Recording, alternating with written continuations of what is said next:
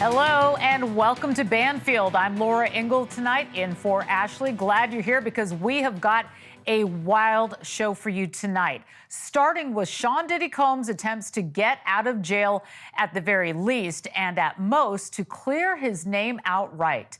Diddy's once again offering to put up his $50 million Miami mansion as bond. You remember this. But now he's also pushing to get his Mann Act convictions completely thrown out.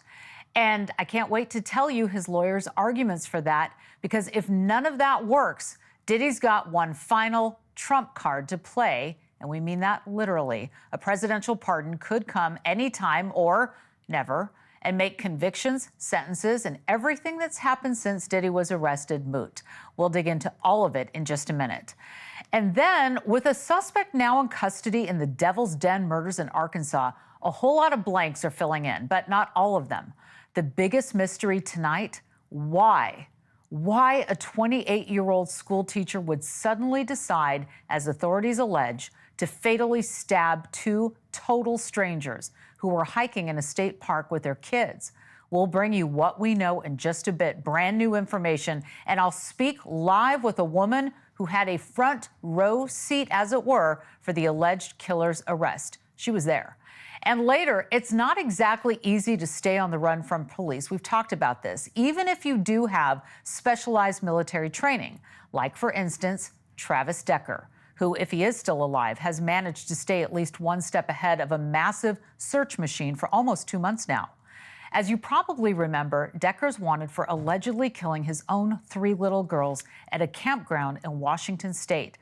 So how is he still on the loose almost 2 months later? The sheriff leading the search believes he's not on the loose on his own. He thinks someone is possibly helping him. The sheriff joins me live in just a few minutes with a message for whoever Travis Decker's enablers might be. All right, here we go. Nobody thought Sean Diddy Combs would sit quietly in his Brooklyn jail cell, counting down the days until his sentencing in October. But I'm also not sure anybody realized how many moves he still had in him. 3 by our count, in rising order of importance. Now, you know about Combs' latest attempt of many to get out of jail on bond, right? The terms are the same as he's offered many times before, to put his Miami mansion up as collateral, but the argument this time is different. The defense says other people convicted of the same crime that Combs was, transportation to engage in prostitution or the Mann Act, are routinely granted bail. They say it happens all the time.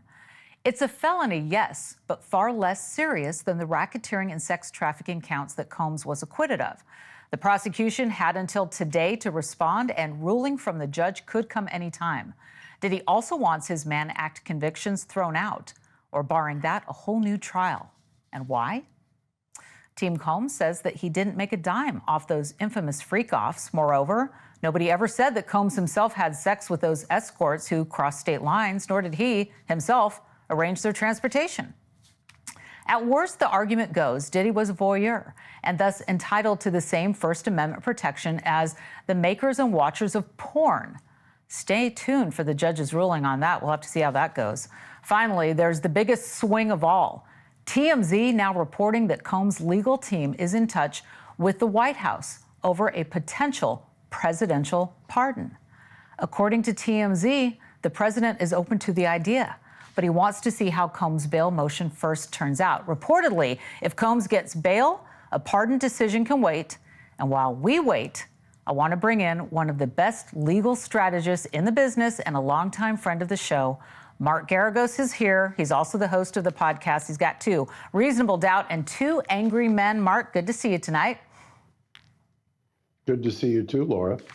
All right, so, okay, let's talk about Trump for a second, because he's pardoned a string of celebrities. I'm just curious, what are Diddy's chances of joining that club? What do you think? Well, I think that somebody like President Trump, given the fact that he's on video already saying in response to a question before the results of this trial, when it was being covered, that he was open to it, especially if he thought anybody was being treated unfair. I think if he has followed it since the results of the trial, the fact that Sean rolled the dice, facing mandatory life sentences and minimum sentences of anywhere from 10 to 15 years, was acquitted of all those, and was nicked with the Mann Acts, as you said. There, as far as I know, as far as his defense team knows, at least from what they filed, there's nobody sitting in jail who's a John, a so-called John, who didn't have sex and is sitting in a federal prison. And, you know, they detailed the fact that it was the White Slavery Act and that it's been used against prominent blacks over the last 100 years. And I think they make a very compelling argument. Full disclosure, my daughter is on the team, but full disclosure also, if you take you talked about taking a large swing. The government took the largest swing. They tried to keep him in prison for the rest of his life. They lost. They lost spectacularly because there was no defense. So at this point, the idea of them, and they haven't filed it yet, my understanding is they've got to file sometime in the next 2 hours. And I don't know what they're going to say in response to the bail. Basically, you know, that he's a violent man and therefore he shouldn't be out of custody. There's probably 10,000 domestic abusers from 10 years ago who are out of custody and who are prosecuted on misdemeanors. So the idea of keeping him in custody on this case under this set of circumstances, I frankly think is ridiculous. Well, we did see a lot of evidence in this trial. I saw you down there at the courthouse supporting your daughter, and we reported on it extensively, as you know. And we watched the receipts and all of that. And as you mentioned, I mean, just the Mann Act, that's what he's in jail for right now. But why do you think that Trump would wait for the judge to make a decision on bail before making his own decision, just being safe? I mean, they say timing is everything. And of course, we've seen Trump before. You know, we may just have breaking news happen on this at any time, right?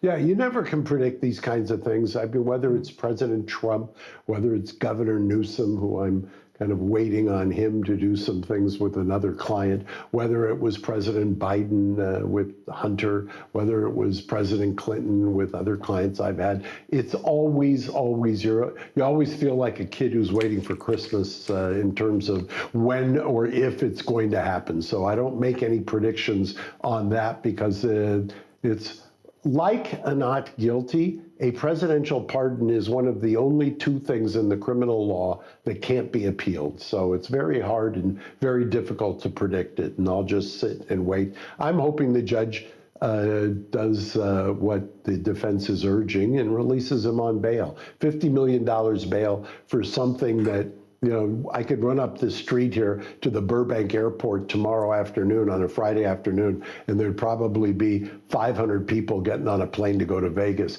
They're actually going to go have sex in Vegas and cross state lines. So, right. I mean, when you take a look at what's going on here, it really is a stretch that this is a federal crime and that he's sitting in custody. Right. You know, and many people have asked, Mark, and I've got to ask you, you know, if Trump were to pardon Diddy, what does that really look like?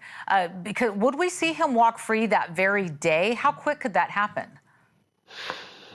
Absolutely. I mean, as soon as they process them out. I mean, I've had clients who have either had their sentence commuted or pardoned, and it's exactly what happens. And so it could happen in an instant. And President Trump has done it on several occasions.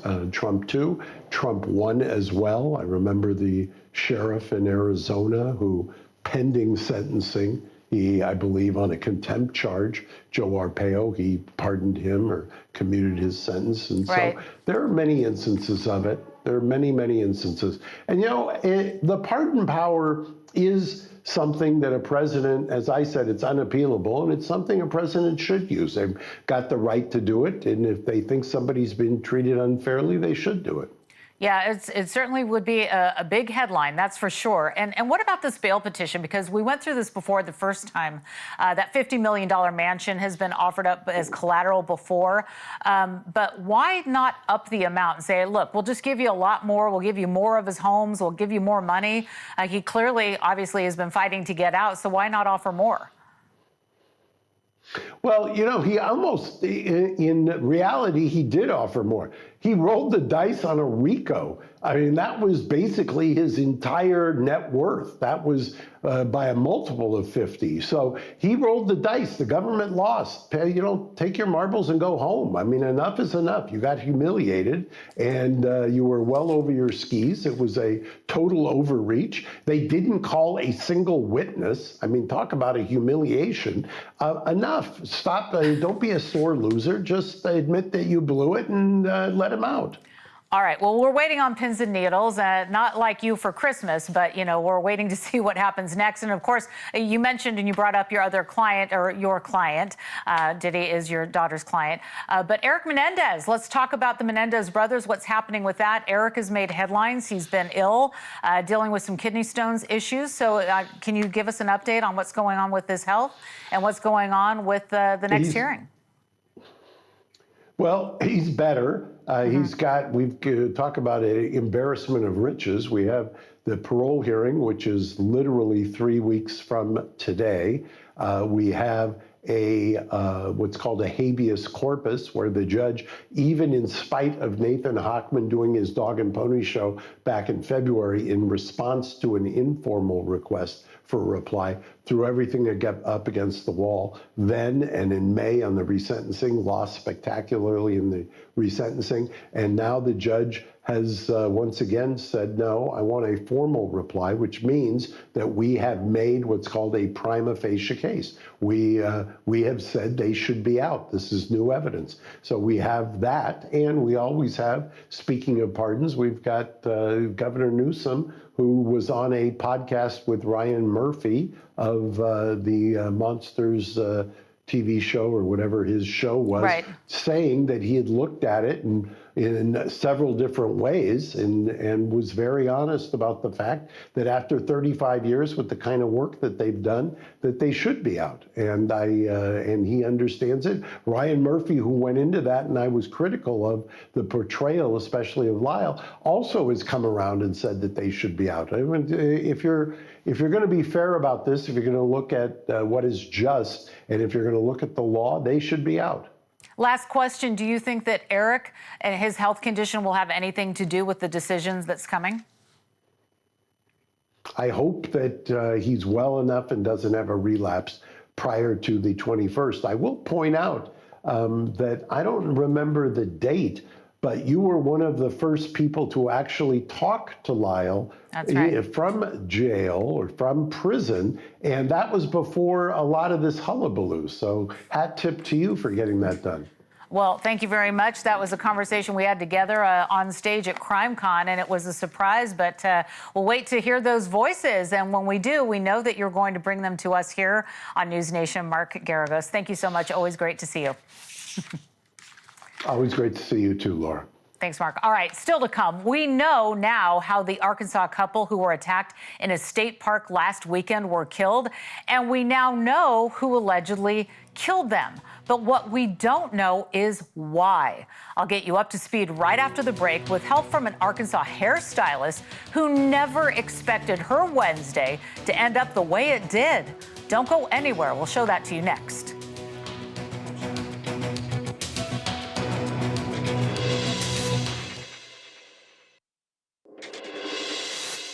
And you heard it here first. 24 hours ago, an arrest in the shocking murders of an Arkansas couple out hiking with their 2 young daughters in Devil's Den State Park. The suspect, Andrew James McGann, a 28-year-old teacher who police say had just moved to Arkansas from Oklahoma. Ironically, McGann's alleged victims, Clinton and Kristen Brink, were new to the state as well. They had just come from North Dakota. Authorities say the security video you saw on this program Tuesday, along with more than 500 tips from the public, led directly to the alleged killer's arrest. As we began to hone in on the vehicle, it became clear that it was a Kia Stinger. And we used that information to vet various owners, and our suspect was identified. So police tracked McGann to a barbershop 30 miles north of the murder scene. Check out this video. You can see it so clearly. They say he was not only cooperative, he admitted he did it. Police further say the victims were stabbed We didn't know that with certainty before, and now we know that McGann's DNA matched blood found at the scene and that the attack was seemingly random. And with that, I want to bring back in Tony Bruschi, host of Hidden Killers podcast, who's based in Arkansas and who has been on this story from the start. And we've been speaking to you as well here on the program. Tony, let's start by playing a little bit of what one of his student parents told our affiliate in Oklahoma. This is from another state that chimed in today. This is chilling. Okay. I heard were that he would invite girls to eat lunch in his classroom, and it would only be girls, and girls to stay in from recess in his classroom, and it would only be girls, and that he passed out candy. And I've heard kind of conflicting stories there. Sometimes some parents say he only gave candy to the girls. Other parents say no, it was to girls and boys. So not sure about that, but there was definitely, based on the email that was sent out to the parents in his class, there was definitely some inappropriate behavior. Wow, Tony. I mean, so much has changed in the last 24 hours. We've learned so much. Tell us what you're learning about McGann's history. We're learning a lot about McGann's history, a troubled teaching history, to say the least.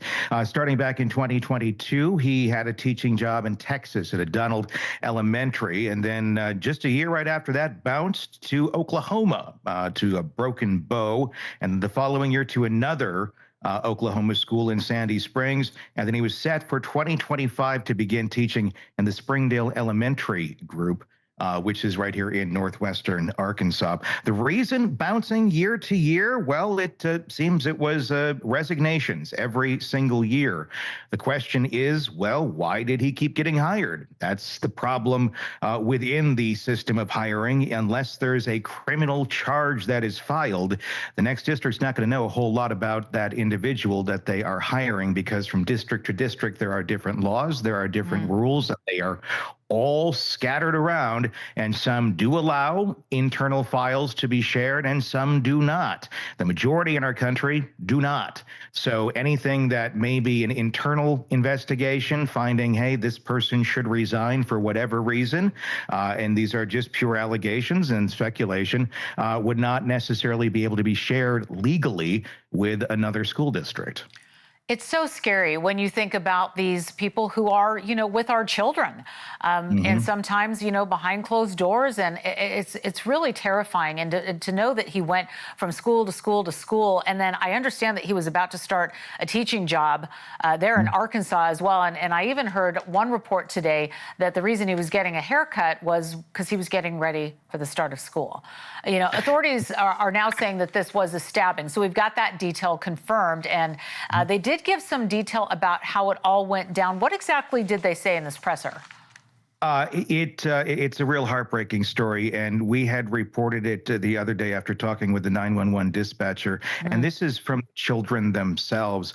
The man approached the family seemingly just kind of out of nowhere, attacked the father directly in the chest with the knife. Mom allegedly yelling, "Why are you doing this?" And then kind of shooing the kids away a bit, and then and saying, "Run as fast and far as you can," and then returning to try and aid her husband, to which then she became the second victim of this monster. I mean, it's unbelievable, especially the details coming from those little girls. They're just 7 and 9 years old. Imagine watching that with your parents. I mean, it's just devastating. That's all there is to it. I want to talk about the evidence, because the evidence against McGann is obviously pretty damning. So we've got DNA, we've got blood in his vehicle, and articles found at his house. So what exactly did they find? Was it mostly clothes? What was it? From what we understand, it was more weapons. What was stated in the press conference today is they couldn't confirm if it was in fact, weapon. They're going to have to do testing, because there was a cache, if you could say, of several that they took up in terms of knives. And I would imagine any other things that would possibly be related to this that they need to take a look at. So I would imagine any sort of digital evidence and footprints they're going to take a look at as well. So that's what they would have grabbed up. And we have also heard that he's been charged with 2 counts of capital murder, Arkansas death penalty state. I hope you'll come back on the program to tell us more as we move through the story. Tony Bruschi, thank you very much for joining us. Thank you, Laura. All right. My next guest had a shocking day yesterday as well. Adriana Ruiz Avalos was cutting the suspected killer's hair when he was arrested.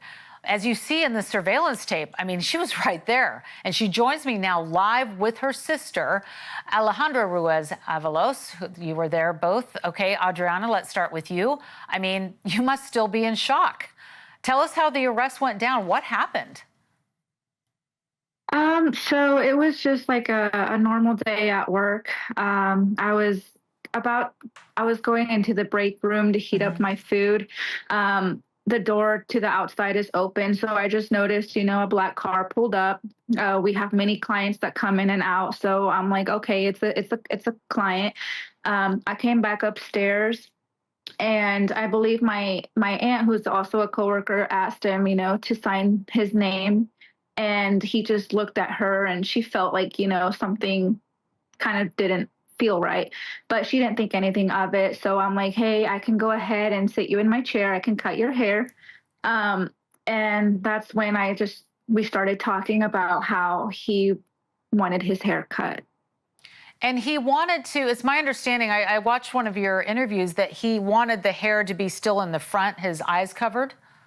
Right. Yes. He asked initially, he asked for a high fade. And I explained to him, this is what a high fade looks like. It's going to look like this since you want nothing cut from the top. He's like, I don't want anything cut from the top. I'm like, okay, this is how it'll look like. And then I showed him a picture, and he's like, no, that's not what I want. And so I showed him other reference pictures of haircuts. And we ultimately were going for a mid fade. Okay. Well, Alejandra, did authorities tell you what he was accused of doing? We don't see the cops storming in this shot, but, you guys must have been, just wondering what was going on. Did they say? Well, it was a scary situation. I had gotten out for lunch, so my sister was keeping me on the loop. Once detectives showed up, we didn't know really who they were, but once they asked whose black car was parked out front, apparently they had been tracking it from several tips that have been going on before this. And so it was just overwhelming whenever they stood the client up from the chair and decided to ask him questions, and then they started taking evidence.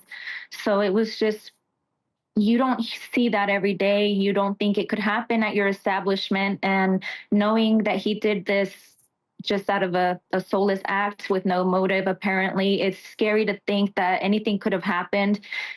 So it is a little bit of a stressful situation. I am glad things didn't go differently, especially for my sister who was cutting his hair.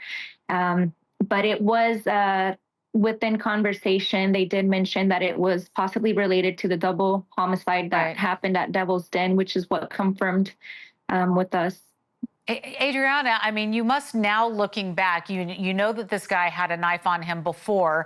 I would imagine that you're thinking, oh my gosh, what if he had a knife on him here, or if he grabbed my scissors? What was he like? Had you ever cut his hair before? Were you getting a sense of danger, or it was just odd? Did you know him? I did not know him. I've never seen him go into the salon. As soon as I saw him, as I was telling him to come into my chair, I had an eerie feeling about him. One thing I did notice as he was walking towards this way was his eyes. They were very sunken. Honestly, like I said before, he looked soulless. He didn't look right. As I was examining his hair, his scalp looked very dry and matted. Interesting. Did he seem surprised that the cops were there for him, or because we've now heard the police have said that he has admitted to it, that he said, yes, I did this. Did he seem surprised when they got there? So I believe it was a detective. I don't remember his name. He came in, asked, whose car that was. And, he had his head down the whole time. And he really didn't, say anything until they're like, I believe it's your car. And I guess that's when he said yes. And they asked him, I'm going to need you to get up from the chair. We're going to have to ask you some questions. Wow. How does it feel knowing that you had a suspected killer in your chair? I mean, you must be like taking a deep breath, and it's so upsetting. Oh, yes, it's super upsetting. It does take a toll on someone. I'm just overwhelmed. I'm saddened because two little girls lost their parents, and it's sad by a soulless act by Andrew. It's unimaginable. It certainly is. And I'm just so glad that you and your sister and your family are okay. Adriana and Alejandra, thank you very much for being here. We appreciate you sharing your stories with us. Thank you. Thank you so much. Thank you. And straight ahead, a brazen murder in full view of surveillance cameras and live witnesses. We told you about this last night. And those witnesses included the victim's two young children, who also happened to be the alleged killer's own children. And we brought you those shocking details. We're going to talk more about it because after the break, the sheriff, who's got his one and only suspect in custody but is still investigating her bizarre claims of self-defense. Stay with us.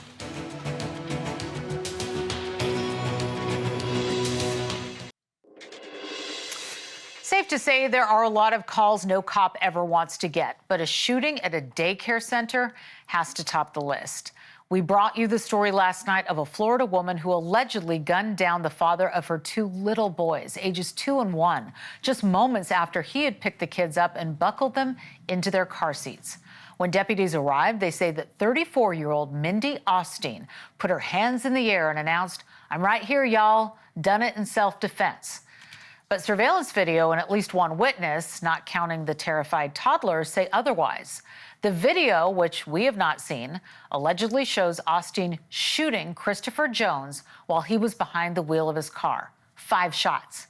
Allegedly, the victim was somehow able to get out of the car and run. So he did. But Austin kept firing. Jones made it through the outer door of the daycare, but that inner door was locked, and his fate was quite literally sealed. Austin allegedly fired 3 more times until her gun jammed. Deputies say she said, "Please let the monster die." Tonight, Mindy Austin is charged with first-degree murder and aggravated child abuse, among other crimes. And I'm joined now by Sheriff of Bradford County, Florida, Gordon Smith, who has incredible insight on this. And we are so sorry for what your community is going through right now. I'd like you, if you could, to start by describing the scene that your deputies walked into. I mean, what was she doing? And what were the kids doing? And Jones, what did they find when they got there? They initially arrived at the scene. It was total chaos. Nobody really, the call came in as just a woman with a gun. That's all they knew. You got to realize the sheriff's office is about 1.5 blocks away. That daycare is situated just across the narrow street to the high school. They arrived 4 or 5 deputies deep. Upon their arrival, they're trying to. People are going different places. They go to the door of the daycare. As they open that door, they encounter Mr. Jones in a bad situation. It was obvious what had taken place. Shot multiple times. They're looking around trying to piece it together. Everybody's screaming and hollering. People across the road. People interacting. And during this time, they start life-saving measures. They start administering first aid. That they've got him. As the other deputies are getting there, she comes out from around some other vehicles. Because remember, this the parking lot of the daycare. Comes out and says, "It was me. Hey, it's me." And they take her to the ground, and she's claiming it was she had to do it because of self-defense. Did she still have the gun in her hand? No, ma'am. She did not. It took us some moments later to realize actually where the gun was as they searched, and they realized there were still 2 minor children, small children, strapped in their car seats in the back of this vehicle. They didn't know where the shooting initially took place. I can tell you from the crime scene, it was a mess, and they could follow some of that, the blood and stuff at the crime scene, which led them back to the vehicle. And somebody said, "Hey, we got kids in here. We got to get them out." Yeah. You got deputies that are doing that. It's total chaos, and the gun's laying there. Like she's trying to stage some of her initial statements and interview some things that she was claiming, which is all debunked because every second of this incident is recorded. Yeah, I was going to ask you about the surveillance video. I assume that you've reviewed all of it. We haven't seen it yet. It's not been made public. But what stood out to you on those tapes? What did you see? Pure evil. Came to town that day in our community. A if you want to call her a lady, I've got better names for it, but probably not appropriate to what she's done and what we've dealt with in the past. Her behavior when she first got there, I can tell you that he didn't have any. She just shows up. He's there to pick up his children. He doesn't have any real words with her. He's very cordial. He's being a dad. He doesn't want to create a scene. There's people exchanging their children, picking their kids up there at this daycare, doing the things. And at one point, when he goes back in to get some of their book bags and stuff, he does ask the owner, what's she doing here? He doesn't have any words with her. She follows him. He gets the kids. She holds them briefly, the one child. Then he puts them in the car seat, straps them in the car seat proper. She's having some scene. She goes back around to the other side of the vehicle. I'm not sure what's really going on there. He gets in his truck as he's going to leave. And before he can close that truck door, she comes around that vehicle with a bag in her hand. And from that bag, she pulls a handgun, semi-automatic handgun, leans in the vehicle, and just instantaneously fires off 3 rounds inside that vehicle, takes like a stutter step back as he's trying to realize what's going on too. It's catching him off guard. At that time, probably not even realize he's hit. And then she eases back in and fires off 2 more rounds from that semi-automatic weapon. He's able, and then she steps back again. The gun jams, kind of thing. She's trying to get the gun unjammed. He flees from the vehicle. He's hollering for help. Yeah, and the babies are in the back seat. In the back seat, strapped in properly in their car seats. And it's incredible that they weren't hurt, that other children, as you mentioned, with pickup happening. And I know that there's a high school nearby. And we also understand that she said, let the monster die. And you've got to die, Chris. Again, she told you, deputy, she did it in self-defense. But when she went into custody, off she goes. So she's been charged. But I got to ask you about a couple of things, because there's a question about premeditation and about maybe stalking, because apparently she said on social media in a post months ago that he was wearing a suit. And I don't know if that's the picture. There was a picture of him in a suit on social media. And she chimed in on that post and said, you bought that for your funeral. I mean, when you said that evil came to town, and if this came from her, and if that's true, I mean, what kind of mindset are we dealing with here? It leads you to believe that she's been planning this for some time. Some of the false statements she's been making. Remember, they're in a custody battle. Still got to go through the paternity part. She's already lost custody and gave up the rights to 3 other older children before meeting with our victim. They have the 2 small children, 2.5, 1.5, beautiful children. It just adds to the horrificness of this incident. She's, it's like she's planning it. And earlier on Sunday, he calls in. People say, well, that's the same bag. It's some of the family. I listened to the call today that was called in. He said, hey, I've got someone walking back and forth. Doesn't give us a name. What if this, what if that? He doesn't really give us enough information. Our communications tell him, say, hey, if it's a public road, there's not much you can do, kind of some chatter. And that was the end of that call. But this is in a stage, because I truly believe when you look back at all the facts, the social media post, her intent, when she sees him in the suit, to make that comment, to park down the road, she waits on his arrival to get the kids. Waits for him to get out and start bringing the kids out to the car, which she parked about a half a block away next to the high school over there. It is. Sheriff Gordon Smith, I want to thank you so much for coming on the show and for your perspective. I hope you'll come back as we move through this investigation. Thank you very much for being here tonight. Absolutely. Thank you. Thank you. And quick break. But up next, somebody knows where Travis Decker is hiding. That's what police in Washington State are hoping anyway, after 2 months of searching for a man who's believed to have murdered his own 3 daughters, all under 10 years old. With the manhunt hitting a wall, police and federal agents want to find the alleged killer's helper or helpers. I'll speak with the sheriff in charge when we come back.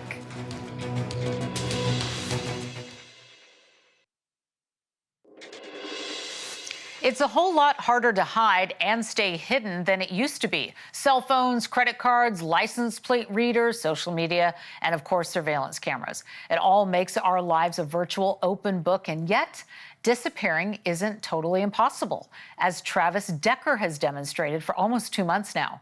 Decker's the ex-Army infantryman who picked up his little girls ages 9, 8, and 5 from their mom's house in late May and allegedly murdered them. Soon after, their bodies were found with plastic bags over their heads at a campground in Washington state. And Decker hasn't been seen since, maybe because he too is dead by his own hands or otherwise, but maybe because somebody's helping him stay alive, helping him stay invisible.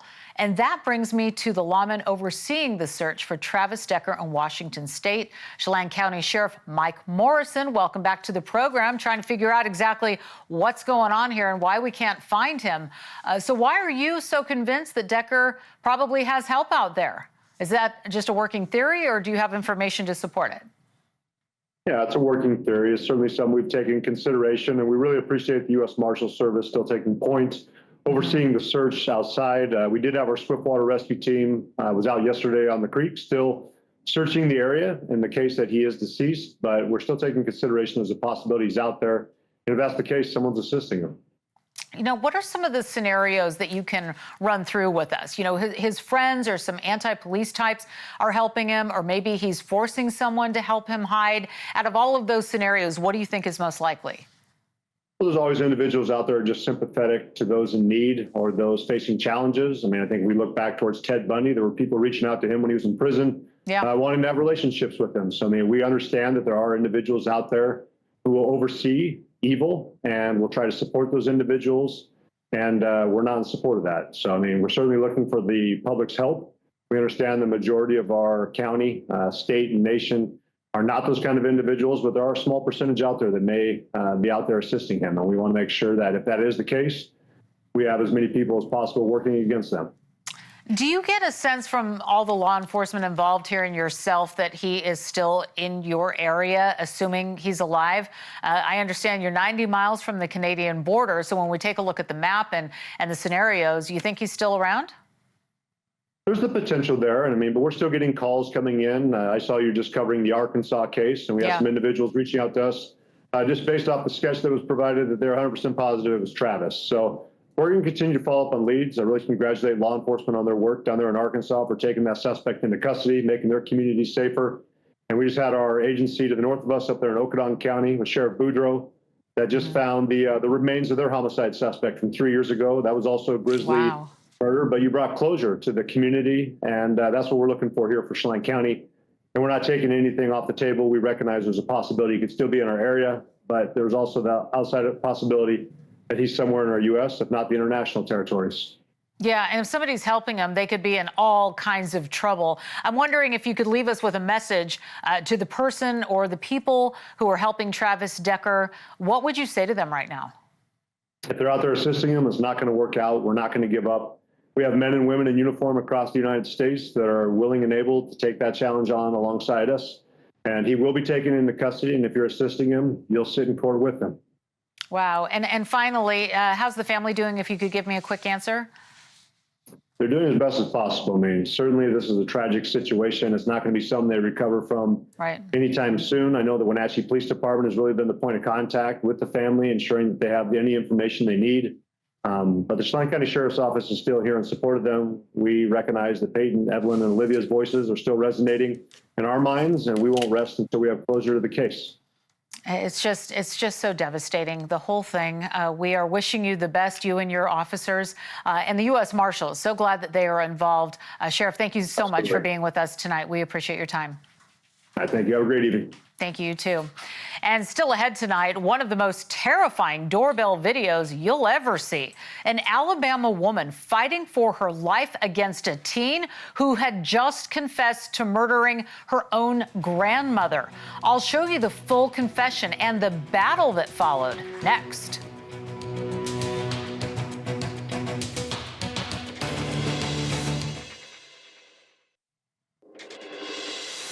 Well, doorbell videos usually aren't very exciting. You know, you've got a salesperson here, a porch pirate there, but you're about to see the exception.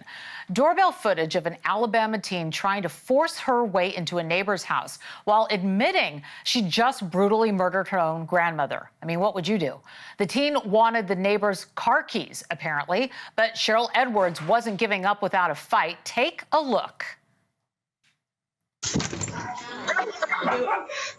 My grandma. Get out!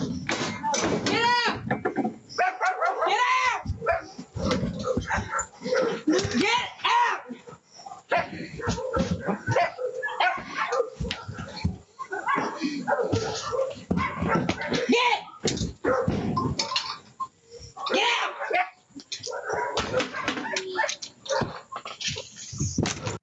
Whew. I mean, she handled that, right? The intruder is Jaylene Mia Lupton, an 18-year-old granddaughter of Cheryl Edwards' 71-year-old neighbor, Diane Trest. There she is, Lupton, the granddaughter, arrested and charged with murder and burglary. Police haven't yet identified a possible motive, but we might have some answers soon. Tomorrow, Cheryl Edwards, the neighbor who wouldn't let an alleged killer get in or get away, will join me live right here on Banfield. I mean, take a look at this video. I'm pretty sure that that's a mop, that she's shooing her away. She's fighting her off. And that woman is going to be on our show tomorrow. We can't wait to talk to her to find out how it's going for us. And that does it for us tonight. We want to thank you very much for tuning in.